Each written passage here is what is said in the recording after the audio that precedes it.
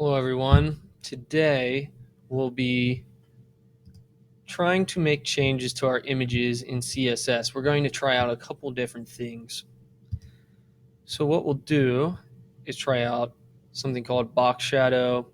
We'll experiment with image border, image opacity, and then also try to round out some images.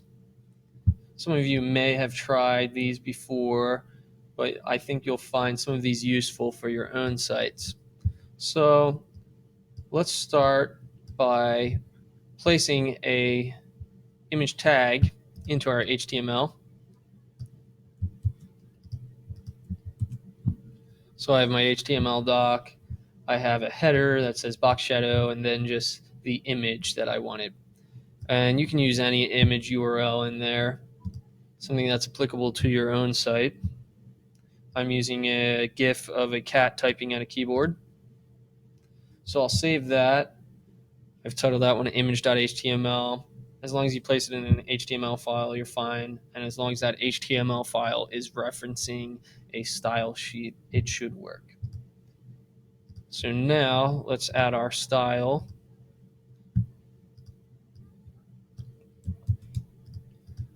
So I'm just going to center all of the text and then set the background to a green color. And then we'll be using box shadow on our GIF of a cat typing at a keyboard. The first two values in box shadow are the horizontal and vertical shadow reach. And then the third value is the amount of image blur. Following that, I also have the color of the shadow, which will just be a black shadow in this case. Then we're also centering the picture or the GIF. So let's see what this looks like.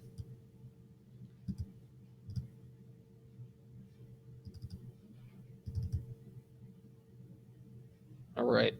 So there's our GIF of a cat typing at a keyboard with a shadow behind the image. Looks good. So it's adding a little bit of depth to that image. Makes it look like it's 3D in some way. So that's box shadow. Next, we'll do an image border. So if you would like a border around your image, you can try this. So I'm just uploading, or I'm just referencing another image URL, setting the width to the same. And then in our CSS, I'm going to do a double border for that image. And it's going to be a white border. So I'll save that. We can see what this one looks like. So now we have both images.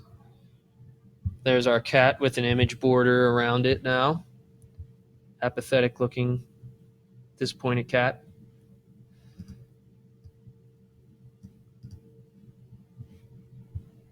Okay, third, we're going to do image opacity. And if I'm rushing through this, you can just pause the video and copy down any of the text that I'm typing out.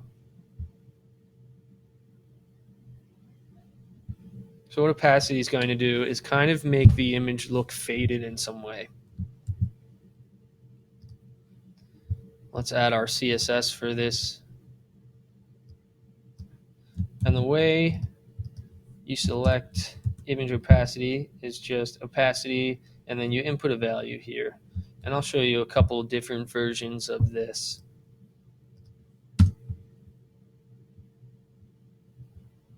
So here's an image opacity set to 0.5. Cat typing at a keyboard again, of course. Let's see what happens if we set this to 1.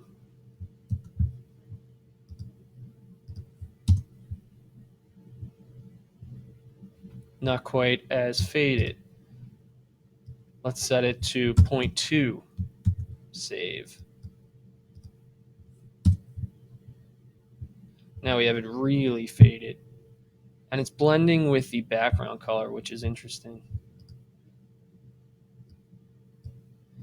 So maybe just fade it a little bit.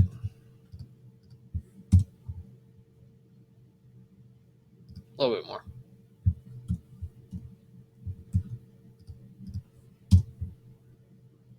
Okay, that looks pretty good. Fourth,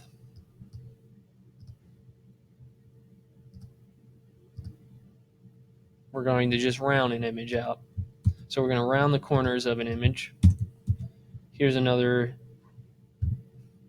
image reference. Save that in our HTML.